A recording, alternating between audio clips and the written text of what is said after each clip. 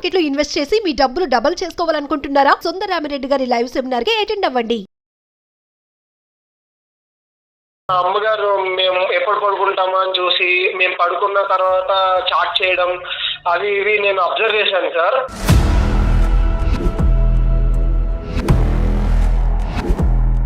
ఒకసారి అబ్జర్వ్ చేద్దాం అసలు అని చెప్పేసి నేను కాలేజ్కి వెళ్ళినట్టే వెళ్ళి ఒక 1 hour బ్యాక్ తర్వాత మళ్ళీ నేను ఇంటికి వెళ్ళాను సార్. అసలు ఏం చేస్తుంది మా అమ్మ?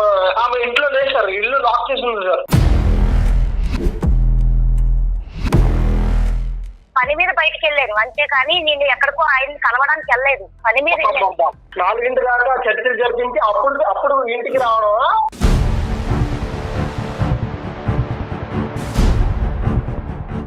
ఎప్పటి నుంచి పరిచయం అమ్మా ఇది? సార్ నాకు తను ఒక 4-5 years నుంచి తెలుసు సార్. ఓన్లీ గుడికి, ఎందుకంటే గుడి పక్కని వాళ్ళది షాప్ సార్, పూజ సామాగ్రి అమ్ముతారు, అంతవరకు తెలుసు.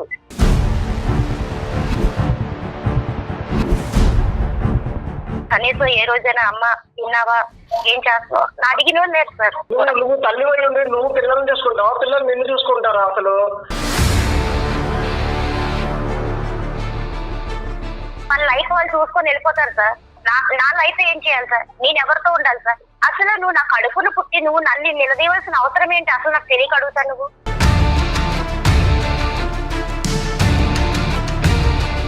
నేను చేసిన తప్పేంటి? వేరే ఒక అతను నాకు కష్టం, నాకు అన్ని తను తెలుసుకున్నారు కాబట్టి నేను స్పందిస్తుంటే తను కూడా బాధపడ్డారు కాబట్టి నా కష్టం చెప్పుకున్నాను అంతే. నేను ఆ షాపులన్నీ ఏం చూడలేదు, నాకేం తెలియదు అని అనుకుంటాను సార్. ఆవిడ ఎంతో కొంత తన వల్ల నాకు హోదార్పు దొరికింది సార్. నేను తనల్ని వదులుకోలేను, వీళ్ళని వదులుకోలేను సార్. బహుశా అమ్మ వయసు కూడా చిన్నదే, పెద్ద చెప్పుకోదగ్గ వయసు కూడా కాదు అమ్మది. సార్ ఏం మాట్లాడుతున్నారు సార్? ప్లీజ్ ఒకసారి నేను చెప్పేది వినండి సార్. నమస్తే కళ్యాణ్ చక్రవర్తి గారు. నమస్తే అండి కళ్యాణ్ గారు. శంషాబాద్ నుంచి శివ అనే ఒక అతను మనకు ఒక మెయిల్ చేశాడండి. వాళ్ళ మదర్కి సంబంధించిన ఇష్యూ కొంచెం సెన్సిటివ్గా అనిపించింది కళ్యాణ్ గారు. అంటే ఎక్కడో అడపాదడపా మాత్రమే మనం ఈ రోజుల్లో సమాజంలో చూడగలుగుతున్నాం అలాంటి ఒక sensitive matter. So phone number ఇచ్చాడు. నేను చెప్పే కన్నా కూడా అతని మాటల ద్వారానే విని అతనికి ఒక మంచి సలహా కావాలని ఎక్స్పెక్ట్ చేస్తున్నాడు అండి. కాల్ చేస్తాను.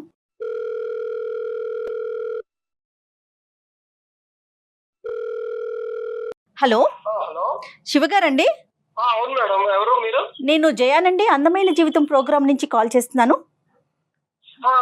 మేడం గారు నమస్తే అండి. నమస్తే మేడం. నమస్తే అండి. నాతో పాటు డాక్టర్ కళ్యాణ్ చక్రవర్తి గారు కూడా ఉన్నారు. ఎస్, మీరు నాకు మెయిల్ చేశారండి విషయం. నేనైతే బ్రీఫ్ గానే చెప్పాను, ఒకసారి డాక్టర్ గారితో మాట్లాడండి. అలాగే madam, thank you madam. Okay అండి. శివ బాగున్నానన్నా? సార్ బాగున్నాను సార్.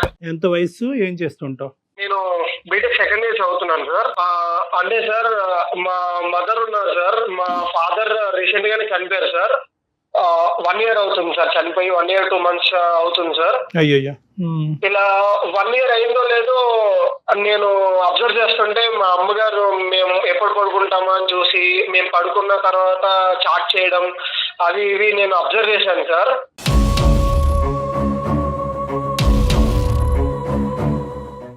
అది అబ్జర్వ్ చేసి నాకు చాలా బాధ వేసింది సార్. ఏంటి ఇప్పుడే నాన్నగారు చనిపోయి ఒక 1 year కూడా అవ్వట్లేదు, అసలు ఏం చేస్తుంది అది ఇది అని చెప్పి నాకు చాలా బాధ వేసింది సార్. ఒక రోజు అసలు ఏంటి చాటింగ్ అని చెప్పేసి ఆవిడ పడుకున్న తర్వాత నేను అబ్జర్వ్ చేసి మొబైల్ తీసి ఓపెన్ చేసి చూశాను సార్.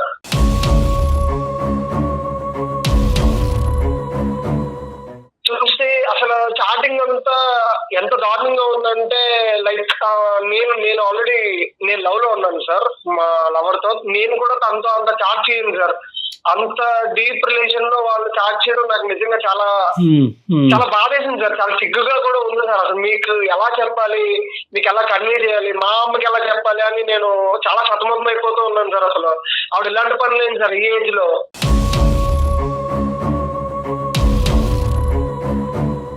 అలా కాదు శివ, ఒక్క నిమిషం నాన్న, చాలా సెన్సిటివ్ టాపిక్. నువ్వు తొందరపడి ఇప్పుడు మనం లైవ్లో మనం ఏది అవసరం లేదో అసభ్యకరంగా కానీ అవమానకరంగా కానీ పెద్దవాడికి ఏదన్నా ఉంటే అది ఎలాగ తీసేస్తాం. కానీ తొందరపడి, ఎందుకంటే నీది కూడా చిన్న వయసు, తొందరపడి ఎటువంటి జడ్జిమెంట్ కంక్లూజన్కి రావద్దు.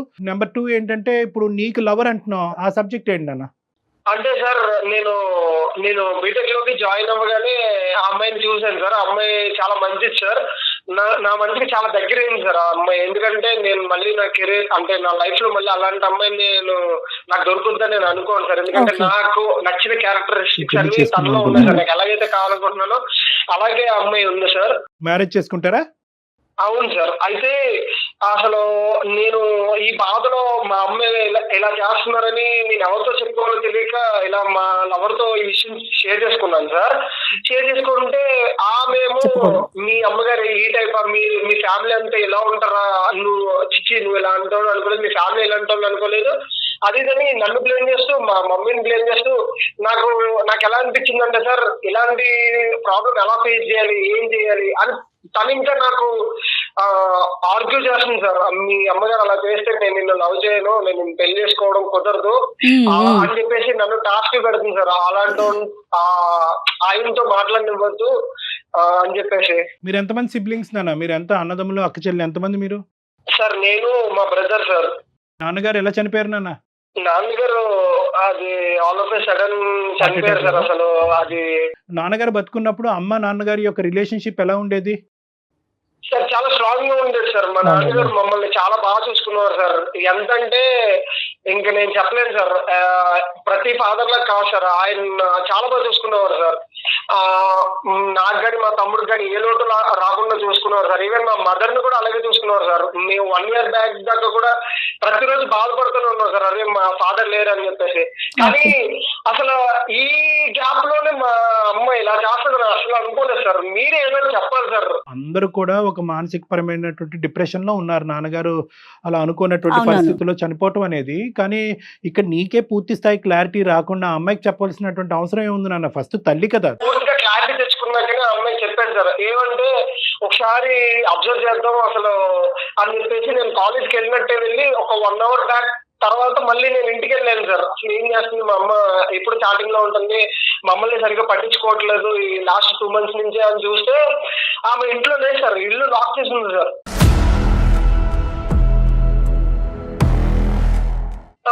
నేను ఫోన్ చేశాను సార్. ఫోన్ చేస్తే నాన్న నేను ఇలా బయటకు వచ్చాను రా, కొంచెం అర్జెంట్ పని ఉంది, నేను వస్తాను అని చెప్పేసి అన్నా సార్. నేను ఫీవర్ గా ఉందమ్మా కొంచెం రా అని చెప్పినా కూడా ఈవినింగ్ 4 ఆ టైంకి వచ్చింది సార్. అంటే మేము 5కి వస్తామని చెప్పేసి 1 hour ముందు ఆవిడ జస్ట్ వచ్చింది సార్. అదేం సార్, అసలు నాకు ఫీవర్ గా ఉందని చెప్పినా సరే నన్ను పట్టించుకోకుండా వాళ్ళు ఎవరితో తిరగడానికి వెళ్ళిపోతుంది సార్. అసలు ఏంటన్నా అర్జెంట్ వర్క్ ఏంటంటే అమ్మకి అడిగావా? ఎప్పుడు వెళ్ళదా అమ్మ? అది అడిగితే మాత్రం ఏం చెప్పలేదు సార్ ఆమె. ఇలాగే ఇలా అన్నది కదా అని చెప్పేసి నేను మళ్ళీ 2 days బ్యాక్ తర్వాత కూడా నేను చూస్తే ఇలాగే సార్, మళ్ళీ అలాగే వెళ్ళిపోయింది సార్. మళ్ళీ 4 ఆ టైంకి కానీ రావట్లేదు సార్. ఏంటి ఏం చేయాలి, అసలు నాకు ఏం అర్థం కాక సార్ ఇంకా మీకు మెయిల్ చేశాను సార్. ఎవరితో మాట్లాడుతున్నారో ఆ వ్యక్తికి సంబంధించిన డీటెయిల్స్ మీకు ఏమైనా తెలుసా? అతను తెలిసిన వ్యక్తి అయినా ఇంతకు ముందు అలాంటిది ఏమన్నా మీకు అర్థమైందా?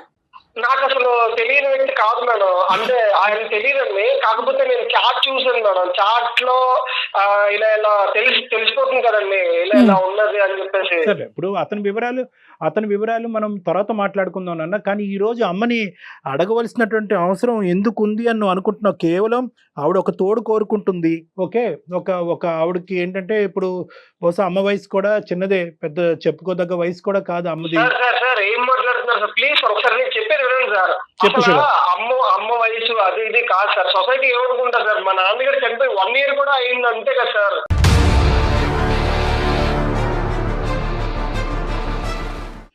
ఎలా ఫేస్ చేయాలి సార్? మీ అమ్మగారు ఎలా చేస్తారు ఏంటి అది అని చెప్పేసి మా చుట్టాలు, మా సొసైటీ, ఇంటి పక్కన వాళ్ళు ఎవరు ఎన్ని విధాలుగా మాట్లాడుకుంటారు సార్.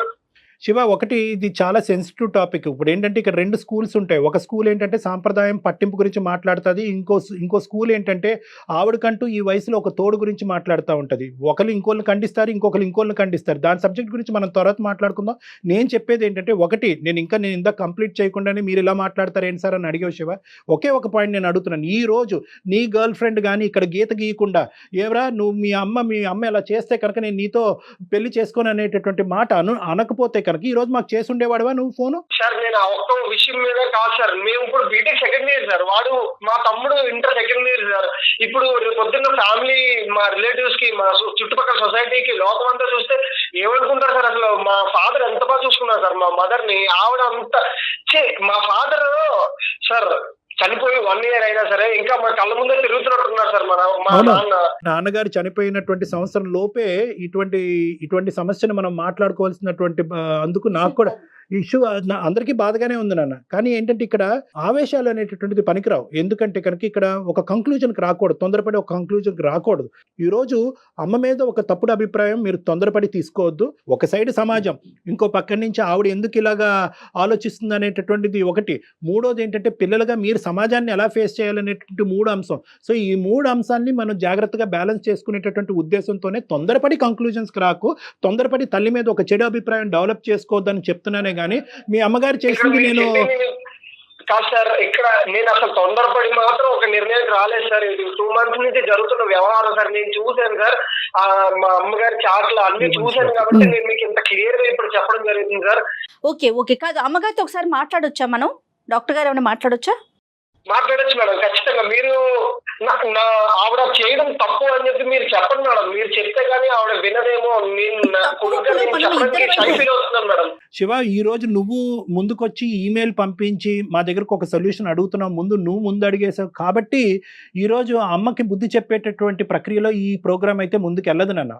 ఇరువైపు మేము వింటాం, అమ్మది వింటాం, నీది వింటాం. ఏది కరెక్ట్ అయితే కనుక, ఏదైతే కనుక అందరి యొక్క మానసిక పరిస్థితులను, అందరి యొక్క భవిష్యత్తులను కాపాడేటటువంటి నిర్ణయం ఏదన్నా ఉంటే కనుక ఆ నిర్ణయాన్ని మాత్రమే చెప్తాం. అమ్మకు బుద్ధి చెప్పే కార్యక్రమం అయితే ఇది కాదు నాన్న. ఫస్ట్ అమ్మ వర్జన్ ఏంటో విన్ని.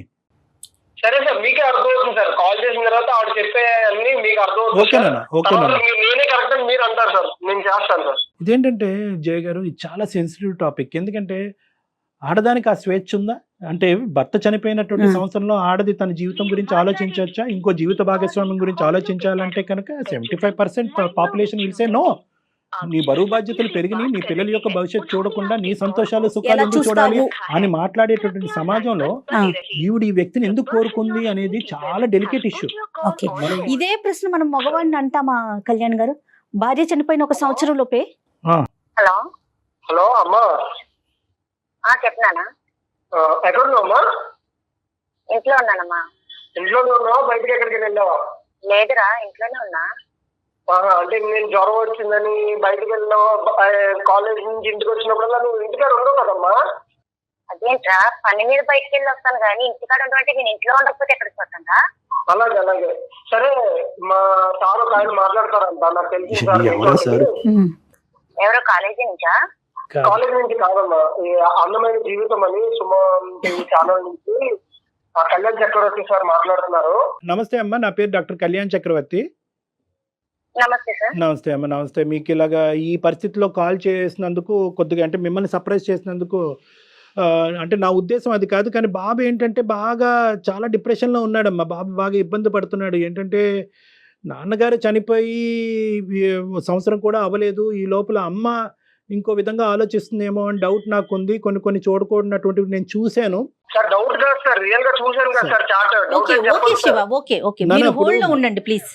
శివ, నువ్వు తొందరపడద్దు.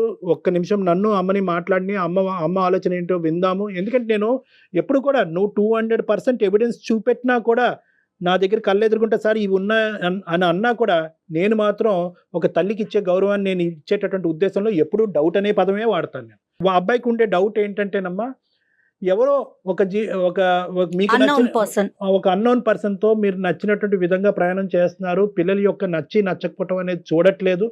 కాబట్టి ఇది రేపొద్దున ఇంకో విధంగా అవుతే కనుక మేము తలెత్తుకుని ఎలా తిరిగేటటువంటి పరిస్థితి వస్తుంది. నేను దేని గురించి మాట్లాడుతున్నానో, బాబు ఏది మాకు చెప్పాడో అనేది బహుశా ఈ పాటికే మీకు అర్థమై ఉంటుంది దుర్గా గారు.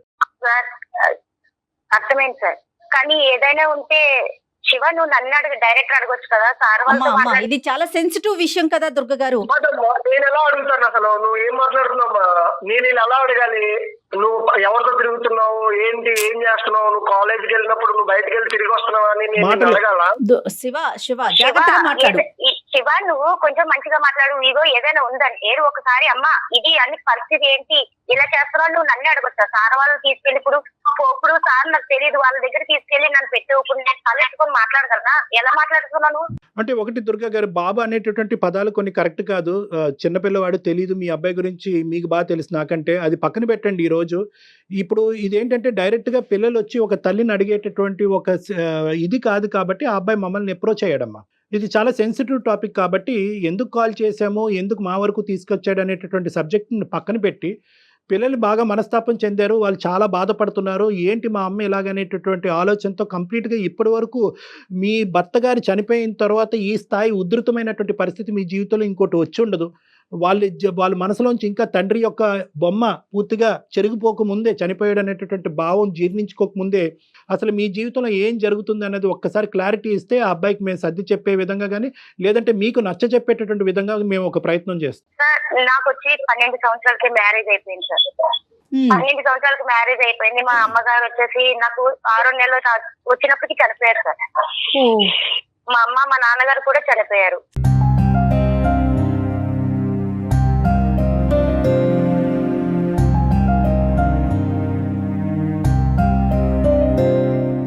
నా పరిస్థితి ఇంకెవ్వరు లేరు సార్. నేను కష్టం నష్టం ఎవరితో చెప్పుకోవడానికి అన్ని మా ఆయన గారు కష్టం నష్టం అసలు ఏమీ తెలియకుండా పోషించారు సార్ నన్ను, నా పిల్లల్ని కూడా. తనకి హెల్త్ ప్రాబ్లం వచ్చి 1 సంవత్సరం చాలా ఇబ్బందులు పడి చనిపోయారు సార్. మొన్న సంవత్సరం క్రితం నేను ఆయన కోసం చాలా అసలు చెప్పలేను సార్. అసలు అన్ని కష్టం ఎంత భరించుకుంటూ చేసుకొచ్చాను. హాస్పిటల్ అంటే తిరుక్కొని చాలా కష్టపడ్డాను సార్ ఆయన బతుకుతారని, కానీ దక్కలేదు. ఇప్పుడు నా పిల్లలను చూసుకుంటూ బతుకుదామని ధైర్యంతో ముందుకెళ్ళాను సార్. ఆ పిల్లలైనా సరే కనీసం ఏ రోజైనా అమ్మ తిన్నావా, ఏం చేస్తున్నావు అడిగిన వాళ్ళు లేరు సార్. నా పిల్లలకు అసలు ఏ రోజు కూడా, పెద్ద బాబు చిన్న బాబు కూడా. నువ్వు తల్లి వై ఉండి నువ్వు పిల్లల్ని చూసుకుంటావా? పిల్లలు నిన్ను చూసుకుంటారా? అసలు నువ్వు పట్టించుకున్నావా అమ్మా? అసలు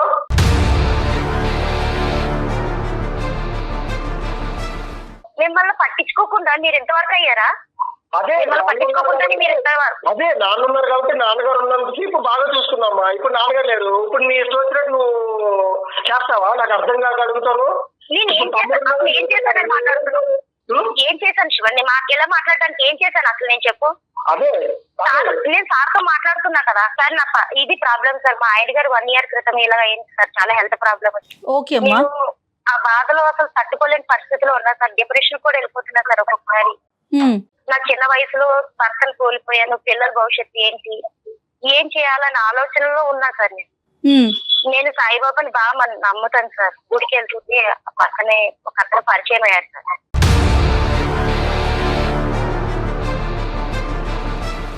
ఆయనతో ఓన్లీ చాటింగ్ చేస్తున్నా సార్ అంతే. నార్మల్ గా ఆయన కష్టం అడిగితే చెప్తే ఆయన కూడా స్పందించాడు సార్. నేను ఏడిస్తే తను ఏడడం, భయపడకు, బాధపడకు, నీకు ధైర్యంగా ఉండు అని ధైర్యం చెప్తున్నారు సార్.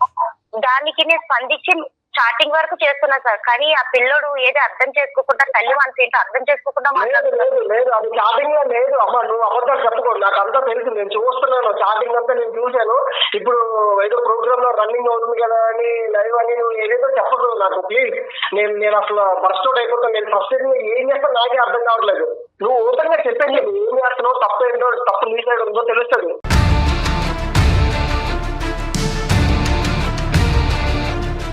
అసలు నువ్వు నా కడుపును పుట్టి నువ్వు నన్ను నిలదీయవలసిన అవసరం ఏంటి? అసలు నాకు తెలియక అడుగుతాను. నువ్వు అది ఇప్పుడు మళ్ళీ ఎలా మాట్లాడుతున్నావు? నేను నిలదీస్తాను, నేను కొడుకుని కాబట్టి నిలదీస్తాను. నాన్నగారు పోయి 1 year అయింది, 2 months లోనే నువ్వు మళ్ళీ ఇంకొకరు ఎలా తగ్గుతుంటా నాకు అర్థం కాదు. పైగా ఆయన ఏమో ఇప్పుడు నీకు సపోర్ట్ చేస్తున్నారు, నీ సైడ్ మాట్లాడుతున్నారు అని అంటావు. ఇప్పుడు నువ్వు ఆయన తీసుకుని నీ దాంట్లో చూసుకుంటే నేను పిల్లలు ఏమైపోవాలమ్మా? ఏ దారి చూసుకున్నావు? నీ దారి నువ్వు చూసుకుంటున్నావు. నువ్వు కాలేజీ నుంచి వస్తావు, ఫోన్ పట్టుకునే ఉంటావు, ఆ పిల్లతో చాటింగ్ చేసుకుంటూ నువ్వు మాట్లాడుకుంటూ అటు సైడ్ ఉంటావు. కానీ ఏ రోజైనా సరే అమ్మ నాన్నగారు చనిపోయారు కదా, మన పరిస్థితి ఏంటి, ఏ రోజైనా కష్టం ఏంటి, నష్టం ఏంటి, ఏ రోజైనా నువ్వు అడిగావా నన్ను?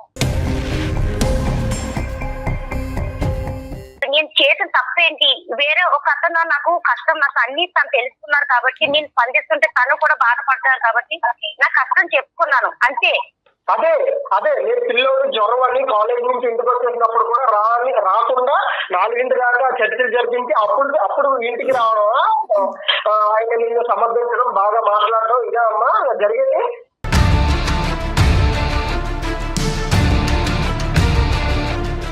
నువ్వు కాలేజీ నుంచి వచ్చావంటే నేను పని మీద బయటకు వెళ్ళాను అంతేకాని నేను ఎక్కడికో ఆయన్ని కలవడానికి వెళ్ళలేదు, పని మీద వెళ్ళాను.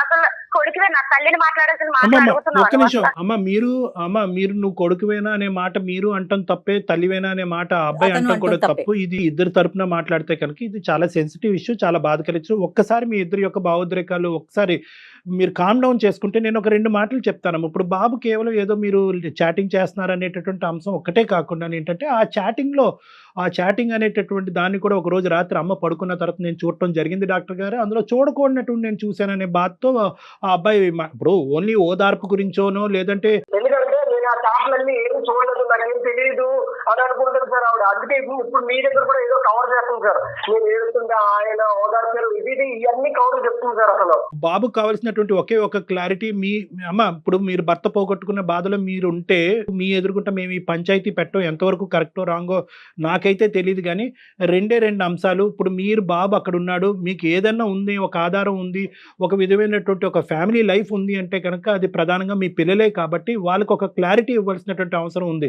ఇది కేవలం ఒక ఓదార్పు గురించేనా అంటే పిల్లలు వాళ్ళ జీవితాలు వాళ్ళు చూసుకుంటున్నారు, వాళ్ళ చదువులు, వాళ్ళ రిలేషన్షిప్స్ లో వాళ్ళు బిజీ అయిపోయారు. భర్త పోయినటువంటి బాధలో ఉన్న నేను నా బాధను ఎవరితోనా పంచుకోవాలి అనేటటువంటి విధంగా ఒక మర్యాదపూర్వకంగా ఒక వ్యక్తి వచ్చి నాతో మాట్లాడి నాకు ఆ ఓదార్పు ఇస్తున్నాడు కాబట్టి ఆ రిలీఫ్ నేను అతని ద్వారా నేను పొందుతున్నాను అనేటటువంటి ఆలోచన, లేదా రానున్న రోజుల్లో ఈ ఏదైతే బాండింగ్ మీకు అతనితో క్రియేట్ అయిందో అది ఇంకో విధంగా మారబోతుందా అనేటటువంటి అంశం మీరు క్లారిటీ ఇవ్వగలిగితే కనుక బాబు మనసులోంచి ఈ బాధ, ఈ వేదన ఏదైతే ఉందో అది తీసేయడానికి ఒక దారి ఉంటుందమ్మా. మీరు చెప్పండి, అంటే ఇది ఓదార్పేనా ఇంకేమన్నానా? ఓదార్పు కాదు సార్, అది తెలుస్తుంది కదా సార్. ఆవిడ ఏం శివ ఒక్క నిమిషం శివ, మాట్లాడలేదు. అమ్మని మాట్లాడిన శివ. అసలు అమ్మ నేనైతే వేరే విధంగా అయితే లేదు మేడం, తనతో చాటింగ్ వరకే చేస్తున్నా మేడం. తను అసలు ఆ పిల్లడు ఎలా మాట్లాడుతున్నాడో నాకు అర్థం కాదు. అమ్మ బాబు స్థానంలో ఏ కొడుకున్నా కూడా ఈ విధంగానే రియాక్ట్ అవుతాడేమో. సంవత్సరికం కూడా అవ్వలేదు, ఇంకా 1 year కూడా అవ్వలేదు. తండ్రికి సంబంధించినటువంటి బాధల్లోంచి ఇప్పటి వరకు కుటుంబం మొత్తం బయట పడలేనటువంటి పరిస్థితి. ఇప్పుడు ఇలాంటి అంశంలో అక్కడ ఆ గ్రీఫ్ రియాక్షన్ లో తండ్రి యొక్క జ్ఞాపకాలు ఎలాగా స్లోగా అందులోంచి బయట పడాలి అని ఆలోచించుకునేటటువంటి వయసు, ఆ వయసులో పిల్లలకి చాలా ఇబ్బందికరమైన పరిస్థితి. ఈ లోపల ఏంటంటే ఈ సబ్జెక్ట్ వచ్చేటప్పటికి ఇది ఇంకా వాళ్ళని వేదనకు గురి చేస్తుంది. దాంతోపాటు ఏంటంటే మీ అబ్బాయికి వచ్చినటువంటి పరిస్థితి ఏంటంటే నేను నమ్మినటువంటి ఒక అమ్మాయి ఉంది, ఆ అమ్మాయితో నేను జీవిత ప్రయాణం కొనసాగించాలి అని అనుకుంటున్నాను. ఇప్పుడు ఆ అమ్మాయి నన్ను ఎత్తుమే గన్ను పెట్టి మీ అమ్మాయి ఇలా చేసేటట్టు అయితే కనుక నేను ముందుకు పోను, నాకు బ్రేకప్ అన్నటువంటి విధంగా అమ్మాయి మాట్లాడేటప్పటికి ఈ అబ్బాయి ఇంకా సందిగ్ధ పరిస్థితిలో పడి ఇంకా భావోద్రేకం చెందుతున్నాడు. సో ఇటువంటి పరిస్థితుల్లో ఏంటంటే ఇది ఓన్లీ చాటింగ్ కాకుండా ఇంకేదన్నా ఉంటే కనుక అది ఆ విధంగా మనం మాట్లాడే ప్రయత్నం చేద్దాం. ఎందుకంటే ఈరోజు ఇది నా హక్కు, ఒక ఆడదానిగా నా హక్కు. భర్తను పోగొట్టుకుంటే కనుక నాకంటూ ఒక తోడు నిలబెట్టుకోవటంలో తప్పే ఉంది అని మీరు బిగ్గరగా మాట్లాడితే కనుక మీ అందరం చేతులు కట్టుకుని కూర్చోటమే. మేమెవరూ ఏం చేయలేదమ్మా. This is a right. నేను హక్కులు చూసుకున్నాను కాబట్టి వీళ్ళ కోసం ఆలోచించాను కాబట్టి నేను ఇంకా ఇలా ఉన్నా మేడం. నాకు ఆయన ఓదార్పు వరకే మేడం, నేను చాటింగ్ చేసి ఓదార్పు వరకే మాట్లాడుతున్నా మేడం. కానీ తన హక్కుల కోసం మాట్లాడుతున్నాడు. హక్కుల కోసం మాట్లాడితే తను అసలు ఈ వయసులో ఆ పిల్లోడి ఒక అమ్మాయితో చాటింగ్లు మెసేజ్లు, ఆ అమ్మాయి లోకంలోనే ఉంటాడు మేడం. ఆవిడ చెప్పేది ఏంటంటే నేను ఒంటరిదాన్ని అయిపోయాను. ఇప్పుడు ఆ అబ్బాయి వెళ్ళి నా తండ్రి చనిపోయాడు అనేటటువంటి బాధ అక్కడ సేద తీరుతున్నాడు ఆ అమ్మాయి దగ్గర. వాళ్ళిద్దరు వాళ్ళ చదువు, వాళ్ళ చాటింగ్. చిన్నోడు కాస్త వాడి జీవితంలో ఇంటర్మీడియట్ చదువుకుంటున్నాడు. ఈవిడ్ని ఎవరు ఓదార్చేది? అతి పిన్న వయసులో పెళ్లి చేసిన తర్వాత అంత చిన్న వయసులో పెళ్లి జరిగినటువంటి ఒక ఆడదాని వైపు చూసి సమాజం ఓదార్చేటటువంటి పరిస్థితి లేదు. తల్లి చనిపోయిన తర్వాత ఓదార్పు లేదు. మంచి భర్తని ఒక ఈడు జోడుగా ఇప్పుడు బయట ప్రపంచం తెలియదు అని అంటున్నారు, లోకజ్ఞానం లేదు. అటువంటి పరిస్థితుల్లో ఒక భర్త ఒక మూల స్తంభంలో నిలబడి ఈవిడిని ఇక్కడి వరకు తీసుకొచ్చిన అతను చనిపోయిన తర్వాత ఈవిడ ఎక్కడ ఓదార్పు తీర్చుకోవాలి అనేటటువంటి ఉద్దేశంతో ఒక గుళ్ళో కనిపించినటువంటి ఒక వ్యక్తితో తన మనసును పంచుకుంటుంది. దాన్ని మనం ఏ విధంగా చూస్తామో అనేటటువంటి దాన్ని బట్టి ఈ మొత్తం ఇష్యూ అంతా నిలబడింది. వద్దు సార్, స్టార్టింగ్ చూసాను సార్, ఆవిడ ఓపెన్ అవ్వట్లేదు సార్ ఫుల్ ఫ్లెడ్జ్డ్ గా. చెప్పండి దుర్గా గారు, దుర్గా గారు, కాదమ్మా. మీ మీద ఒక వేలెత్తి చూపెట్టడం జరుగుతుంది, మీరు చెప్పండి ఒక్క 2 నిమిషాలు. ఏం చెప్పాలో కూడా అర్థం కావట్లేదు. ఏమీ లేదమ్మా, ఈ ఈ ఈ బంధం ఏదైతే ఉందో చెప్పు, ఎందుకు భయపడతావు? ఇప్పుడు ఏదో అది అంతా కేవలం చెప్తా స్నేహ ఉన్నావు బంధమేనా, కదా. లేకుంటే దాన్ని కొంచెం ముందుకు తీసుకెళ్లాలనుకుంటున్నారా? నాకు అర్థం కాదు, దేనికోసం భయపడుతున్నా చెప్పు. ఏ విషయంలో భయపడుతున్నా? నేను ఏం చేశానని భయపడా? నువ్వు నీ స్టార్టింగ్ చూసావు అంతే, నా పరిస్థితి ఏంటో నువ్వు చూసావా? నువ్వు ఎలా మాట్లాడుతావు అసలు? అదే స్టార్టింగ్ చూసానని చెప్తావు, ఏం చేస్తావు చెప్పమ్మా. ముందు స్టార్టింగ్ ఏం తప్పుంది? ఇప్పుడు నన్ను ఓదార్చడానికి ఒక వ్యక్తి దొరికాడు నాకు, ఆయన కష్టం నాకు అన్ని మాట్లాడుతున్నాడు. నేను చాటింగ్ వరకే మాట్లాడాను అతనితో, నాకు ఒక ఓదార్పు దొరికింది. ఇప్పుడు నేను బాధల్లో ఉన్నా, డిప్రెషన్ కి వెళ్ళిపోతున్నా. మీ నాన్న ఎంత బాగా చూసుకునేవాడు, తను లేడని బాధలో ఉన్నా. నేను డిప్రెషన్ కి వెళ్ళిపోయి నేనేమన్నా అయితే మీరేమైపోతారని నేను ఆయనతో మాట్లాడితే కొంచెం హ్యాపీనెస్ గా ఉందని మాట్లాడుతున్నా. దుర్గమ్మ ఒక్క నిమిషం అమ్మ, నీ పాయింట్ ఎవరు కూడా భూ ప్రపంచం మీద ఎవరు కూడా ఖండించటానికి లేదు. మీకు మీ మనసులో ఉండేటటువంటి బాధను పంచుకోవటానికి ఒక వ్యక్తి ఉన్నాడు అనేటటువంటి అంశం ఏదైతే ఉందో అది ఎందుకు ఖండించాలి? ఓన్లీ చాటింగ్ వరకే ఎందుకు మీరు భయపడుతున్నారు? మీరు ఇది తప్పు కాదు అనుకుంటే కనుక బహిరంగంగా చాటింగ్ చేయండి, ఇంటికి పిల్లండి, ఇంట్లో కూర్చోపెట్టండి, పిల్లలకు పరిచయం చేయండి. ఒరే నాకు ఈ కష్టకాలంలో ఒక 2-3 మంచి మాటలు చెప్పి నా జీవితాన్ని కాపాడినటువంటి ఒక వ్యక్తిగా మీరు పరిచయం చేయండి. సీక్రెట్గా ఎందుకు చేస్తున్నారని అడుగుతున్నా. ఒకసారి ఆగమ్మా సార్, ఎక్స్క్యూజ్ సార్, రేపు పొద్దున్న నాకు పెళ్లి అవుతుంది సార్. పెళ్లి అసలు ఇప్పుడు లవ్ మ్యారేజ్ చేసుకోవడం సార్. ఆ అమ్మాయి ఇప్పుడుకొచ్చి మీ తల్లి కేవలం ఓదార్పు అనేటటువంటి మాట తప్ప ఆ వ్యక్తి తన జీవితంలో ఏమవుతుంది అని చెప్పి డిఫైన్ చేయలేదు. ఇప్పుడుకొచ్చి మనం అరగంట బట్టి మనం మాట్లాడుకుంటున్నాం. నువ్వెందుకు అజంప్షన్స్కి వస్తున్నావు? నువ్వు వద్దు అనుకుంటే ఆపేస్తుందేమో ఆ ఓదార్పు. ఒక్కసారి అమ్మని అడిగి తేల్చుకుందాం. చెప్పండి సార్. కాదు, ఆ పిల్ల అంటున్నావు కదా, పిల్ల విషయంలో అసలు అది ఆడదేనా? నన్ను అర్థం చేసుకుంటా. దుర్గా గారు మీకు అనవసరం ఈ సబ్జెక్టు. ఎప్పుడు మాట్లాడినా అమ్మాయి ఇలా అన్నది అలా అన్నదని ఎందుకు ఎక్కుతున్నాడు సార్? అమ్మాయి ఎవరు అసలు నా కోసం మాట్లాడడానికి? మా అమ్మ కోసం నువ్వు మాట్లాడడానికి నీకేం హక్కు ఉందని అడగవా నువ్వు? మాట్లాడలేదు, ఎందుకంటే తప్పు నీ వైపు ఉంది కదమ్మా. నేను ఎలా చెప్తాను ఏం తప్పుంది? శివ దుర్గా మీరిద్దరు గాడి తప్పుతున్నారమ్మా. ఒక్క నిమిషం అమ్మా. దుర్గా మీకు పెద్దరికం ఉంది, మీ పెద్దరికానికి గౌరవం కావాలనే ఉద్దేశంతో నేను ఇలా మాట్లాడుతున్నాను. ఆ అబ్బాయి ప్రేమ వ్యవహారం అనేది ఇంకో సబ్జెక్టు. దాన్ని మీరు ఏకీభవిస్తారా లేదంటే వ్యతిరేకిస్తారా అనేది తర్వాత చూద్దాం. అది కాదు ఇక్కడ ఇష్యూ. ఇక్కడ ఈ వ్యక్తి ఎవరైతే వచ్చారో ఆ వ్యక్తి మీకు ఓదార్పునిస్తున్నారు అని అంటున్నాడు. బాబు అంటున్నాడు ఆ వ్యక్తి కరెక్ట్ కాదు, అటువంటి ప్రయత్నం మా అమ్మ చేస్తే కనుక నా జీవితం అయిపోయినట్టే, దాన్ని ఏ విధంగా నేను సమాజంలో యాక్సెప్ట్ చేయలేనని మీ అబ్బాయి అంటున్నాడు. కొడుకుని దూరం చేసుకునే ఈ వ్యక్తి గురించి, ఓదార్పు ఇచ్చేటటువంటి వ్యక్తి గురించి కొడుకుని దూరం చేసుకుంటారా? మీరు అతను వదిలేయగలరా? అదే ఓదార్పు మీ కొడుకు ఇస్తాడు. అదే కొడుకు, 2 కొడుకులు ఉన్నారు, చెట్టంటే ఎదిగినటువంటి 2 కొడుకులు ఉన్నారు. అదే ఓదార్పు ఈ కొడుకుల్ని ఇస్తారు. అది మీకు యాక్సెప్టబులేనా? లేదంటే ఆ వ్యక్తిని నేను వదలలేనని అంటారా? సింపుల్, క్లియర్ చేసేసేయండి ఈ టాపిక్. వాళ్ళ లైఫ్ వాళ్ళు చూసుకొని వెళ్ళిపోతారు సార్. నా లైఫ్ ఏం చేయాలి సార్? నేను ఎవరితో ఉండాలి సార్? నాకంటూ ఒక తోడు ఉండాలి కదా. అతనితో మీరు ప్రయాణం సాగించాలనుకుంటున్నారు. అర్థమైందమ్మా. ఇప్పుడు నువ్వు డైరెక్ట్ గా చెప్పకపోయినా ఇండైరెక్ట్ గా అర్థమైంది. అతని పర్సనల్ లైఫ్, అతని జీవితం ఏంటి, ఈ డీటెయిల్స్ అన్ని మీకు తెలుసా? తర్వాత ఏమండి మేడం? నాకు తెలుసు మేడం, తన పరిచయం అయ్యారు ఆల్రెడీ. వాళ్ళ ఆవిడ గారితో విడాకులు అయిపోయినాయట మేడం. ఓకే, అయితే తను నన్ను లైఫ్ లాంగ్ చూసుకుంటాను అన్నారు మేడం. అది అవన్నీ ఆలోచించరా? అసలు ఎందుకైంది ఇలా చేయడం? కరెక్ట్ కాదా సార్? అడగండి సార్ మీరు. మేము అడగాలంటే నువ్వు ఆగాలిగా. ఒక్క నిమిషం ఆగమ్మా. చెప్పమ్మా దుర్గా, చెప్పమ్మా. సో అతని గురించి మీకు తెలుసు, ఎప్పటి నుంచి పరిచయం అమ్మా ఇది?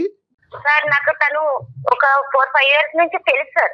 ఓన్లీ గుడికి, ఎందుకంటే గుడి పక్కని వాళ్ళది షాప్ సార్, పూజ సామాగ్రి అమ్ముతారు, అంతవరకు తెలుసు. మా ఆయన గారు చనిపోవడం అంతవరకు తెలుసు సార్. ఈ మధ్యనే తనతో నేను మాట్లాడడం మొదలు పెట్టాను అంతే సార్. మాట్లాడిన కానించి కూడా నేను బాధపడి ఏడుస్తుంటే తను కూడా ఏడ్చేవాడు సార్.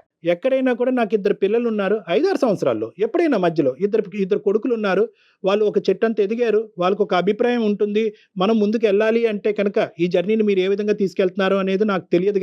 కానీ మన ఇద్దరికి సంబంధించిన ఈ అసోసియేషన్, దాని పేరు ఏంటన్నది వదిలేసేయండి. ఈ అసోసియేషన్ యొక్క యాక్సెప్టెన్స్ నా పిల్లల మీద కూడా ఉంది, నా మగ పిల్లల మీద ఉందనే అభిప్రాయం ఎప్పుడు అతనికి చెప్పారా మీరు? భర్త చనిపోయి 1 సంవత్సరం అయింది. ఇంత డైనమిక్స్లో is it so easy to make a decision? Sir నాకు నా పిల్లల భవిష్యత్తు నా చేతిలో ఉంది సార్. నేను వాళ్ళు మంచిగా చదివించుకొని వాళ్ళ భవిష్యత్తు చూద్దామని ఆలోచన ఉన్నా సార్. కానీ నేను డిప్రెషన్ లో ఉన్నా సార్. ఎంతో కొంత తన వల్ల నాకు హోదార్పు దొరికింది సార్. నేను తనల్ని వదులుకోలేను, వీళ్ళని వదులుకోలేను సార్. ఇప్పుడు చాలా సింపుల్గా మీరు చెప్పేశారు, వీళ్ళని వదలను, ఆ అబ్బాయిని వదలను అనేది, అతన్ని వదలను అనేది కాదు. అది నేను ఇందాక అంటున్నాను, ఎప్పుడు వచ్చింది మీ పిల్లల యొక్క డిస్కషన్, ఎప్పుడు వచ్చింది? ఈరోజు మీతో మాట్లాడిన తర్వాత ఇప్పుడు తీసుకొస్తున్నారు. ఎప్పుడన్నా నేను ఇందాక అన్నటువంటి మాటకు సమాధానం చెప్పారా? ఏమయ్యా పెద్ద అయినా నువ్వు ఒక స్నేహితుడిగా ఉండు, నన్ను ఓదార్చేటటువంటి ఒక వ్యక్తిగా ఉండు, పెళ్ళి మా భర్త చనిపోకముందు నువ్వు ఏదైతే పాత్రలో ఉన్నావో నువ్వు అదే పాత్రలో నువ్వు ఉండు, ఇప్పుడు కొత్త పాత్ర పోషించవలసినటువంటి అవసరం లేదు, ఎందుకంటే మా కొడుకుల యొక్క మనస్తత్వం నాకు బాగా తెలుసు, వాళ్ళు దీన్ని ఏకీభవించరు అనే మాట ఆ పెద్ద ఆయనకి చెప్పారా మీరు? నేను చెప్పాను సార్, తనతో నేను అన్ని మాట్లాడాను సార్, నా పిల్లల పరిస్థితి నా కోసం అన్ని చెప్పాను సార్, తనకు అన్ని తెలుసు. తెలిస్తే నీకు ఒక వెల్యువేషన్ కింద ఉంటాను, నీకు ఒక ఫ్రెండ్ కింద సలహాలు ఇస్తాను, నేను అన్నిట్లో నీకు ముందుండి తోడు ఉంటానని చెప్పి సలహా ఇచ్చాను. అన్ఫార్చునేట్లీ ఈ సినారియోలో ఏంటంటే నీ కొడుకు నచ్చిందైనా నువ్వు చేయాలి, లేదంటే నీకు నచ్చిందైనా చేయాలి. ఇద్దరికి నచ్చింది చేయటం అనేది ఈ పరిస్థితిలో కష్టం అని నాకు అనిపిస్తుంది. తల్లి అంటే త్యాగమూర్తి కాబట్టి ఆ విధంగా ఆలోచించి నీ నిర్ణయం జాగ్రత్తగా బ్యాలెన్స్డ్గా ఆలోచించి చెప్పమ్మా. మొత్తం పిల్లల్ని, కుటుంబాన్ని, సమాజాన్ని అందరినీ దృష్టిలో పెట్టుకోండి.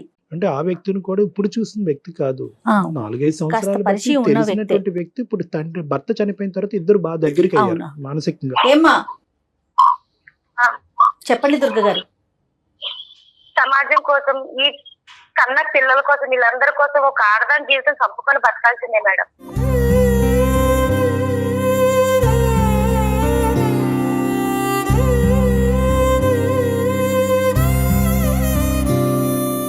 ఇంకా ఆనందాలకి వాటికి దారి లేదు మేడం, ఒక ఆడదాని జీవితం ఇంతే.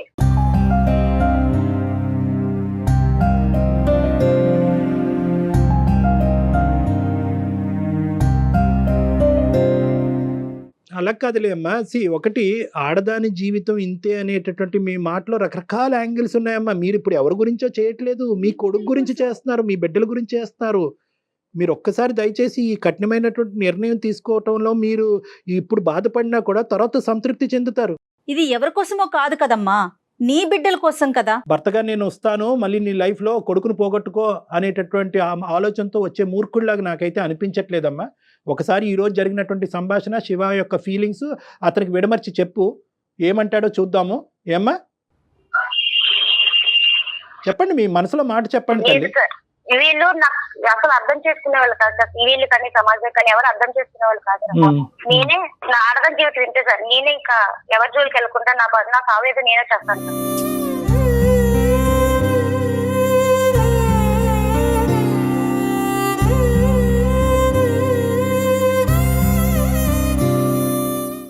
అరే చాలా చెప్తానంటే ఇప్పుడు నేను కొడుకున్నది ఏంటి సార్? శివ, నాన్న శివ, నా పిల్లల్ని వాళ్ళ యొక్క భవిష్యత్తు సమాజ విలువల్ని కాపాడుకునే ప్రయత్నంలో నా అనుకునేటటువంటి ఇంకో అంశం నా జీవితంలో త్యాగం చేస్తాను. అప్పుడు చదువుని త్యాగం చేసింది, తర్వాత తల్లి త్యాగం అయింది, ఇప్పుడు భర్త త్యాగం అయింది, ఇప్పుడు నచ్చినటువంటి వ్యక్తి కూడా త్యాగం అవుతున్నాడు. That is not so easy Shiva. ఆవిడ స్థానంలో నిలబడి మనం ఆలోచించుకుంటే అంత ఈజీ కాదు. కానీ ఏదేమైనా కూడా అమ్మ మంచి నిర్ణయం తీసుకుందన్నట్టు నాకు అనిపిస్తుంది. ఆలోచించుకోండి. అమ్మతో పాటు నువ్వు ఇదివరకు ఎలా ఉన్నావో దయచేసి నీ గర్ల్ ఫ్రెండ్ ఎంత ఇంపార్టెంటో అంతకంటే 100 రెట్లు నీ తల్లి ఇంపార్టెంట్. ఈరోజు మీ తల్లికి ఇవ్వాల్సినటువంటి గౌరవం కానీ, తల్లికి ఇవ్వాల్సినటువంటి టైం కానీ, ఈ నాన్నగారు చనిపోయిన తర్వాత తల్లికి ఇవ్వాల్సినటువంటి ఒక ఫ్యామిలీ టైం మీరు ఇచ్చుంటే కనుక ఈరోజు ఈ వ్యక్తి ఇంతవరకు వచ్చుండేవాడు కాదు. ఇక్కడ రానటువంటి ఓదార్పు, సానుభూతి ఆవిడ అక్కడి నుంచి పొందింది కాబట్టి వాళ్ళిద్దరి యొక్క ఇంటిమసీ పెరిగింది. కాబట్టి ఈరోజు ఈ సబ్జెక్ట్ ఇక్కడితో వదిలేసి మీ తల్లితో ఇంతకు ముందు ఎలా ఉండేవారో అదే విధంగా ఇంకా ఎక్కువ టైం ఇచ్చి మేమంటూ ఉన్నామమ్మా, నీకు out side source of help అక్కర్లేదు, మేము నిన్ను కాపాడుకుంటాం, మేము చూసుకుంటాం అనే మనోధైర్యాన్ని మీ తల్లికి ఇచ్చి ఇంక ఈ సబ్జెక్ట్ మళ్ళీ మీ జీవితాల్లో మళ్ళీ తిరిగి తీసుకురావద్దు. ఇది నా విన్నపం. Shiva. Sure sir, thank you sir, thank you so much sir. నిజంగా నేను మీకు ఇమేజ్ చేసి చాలా మంచి పని చేశాను అనిపించింది sir. Thank you so much sir. Okay Shiva, all the best నాన్న. Shiva, take care. Thank you. ఆవిడ వెళ్ళిపోయిందమ్మా, కట్ అయిపోయింది ఆవిడ కాల్లోంచి.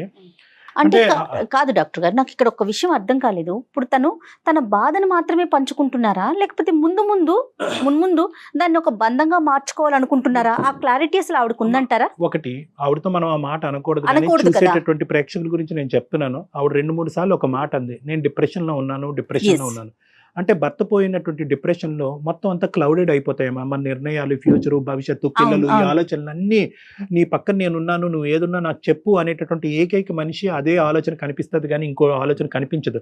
దాన్ని చూసి ఈవిడ బహుశా ఏంటంటే ఇతనితో నేను జీవితాంతం కొనసాగితే కనుక ఇంతే స్మూత్ గా ఉంటది అనే భ్రమలో కూడా ఆవిడ ఉండొచ్చు. అంటే ఒక డిప్రెషన్ అనేటటువంటి ఒక అంశం ఒక మనిషి చేత తప్పుడు నిర్ణయాలు తీసుకోవడానికి ఒక కారణం అవుతాది అని చెప్పి ఇది ఒక ఎగ్జాంపుల్ అని మనం చెప్పుకోవచ్చమ్మా. ఏదైనా అమ్మ నువ్వు డిప్రెషన్ లో ఉన్నావు కాబట్టి తప్పుడు నిర్ణయాలు తీసుకోవడానికి అవకాశం ఉంటుంది అనే ఆస్పెక్ట్ నేను ఎందుకు డిస్కషన్ చేయలేదంటే, కేవలం కొడుకు, కుటుంబం, భవిష్యత్తు అనే వాల్యూ సిస్టమ్ మనం మాట్లాడేటప్పటికి ఆవిడ ఆల్మోస్ట్ 70% విత్డ్రా అయిపోయింది. ఇదేంటి సార్ ఈ నరకం అంతా నాకెందుకు, కొడుకుని పోగొట్టుకోవటం ఏంటి, కుటుంబాన్ని పోగొట్టుకోవటం అనే ఉద్దేశంతో ఆవిడ తొందరగానే విత్డ్రా అయిపోయింది కాబట్టి మిగతా అంశాలు మాట్లాడవలసినటువంటి అవసరం లేదు కాబట్టి నేను మాట్లాడలేదు. అవునండి, ఏదైనా మంచి నిర్ణయం తీసుకోవాలని కోరుకోవటమే. తప్పకుండా మనస్ఫూర్తిగా మంచి నిర్ణయం. రైట్. థ్యాంక్ యూ డాక్టర్ గారు. నమస్తే.